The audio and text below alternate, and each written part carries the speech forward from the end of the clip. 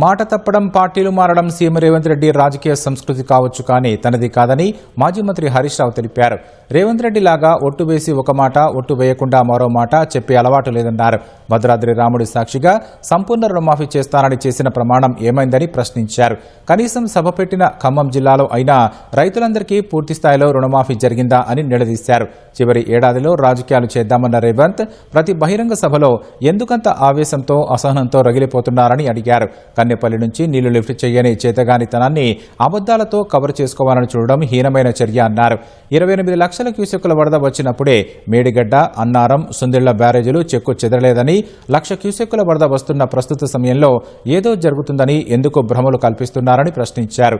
Retired ఇంజనీర్ల సుదీర్ఘ అనుభవం అంటే రేవంత్ రెడ్డికి లెక్కే లేదా అని అడిగారు. తెలంగాణ జలాలను తన గురువుకు కప్పం కడుతున్నట్లుగా వ్యవహరిస్తున్నారనే అనుమానాలు కలుగుతున్నాయని హరీష్ రావు అన్నారు.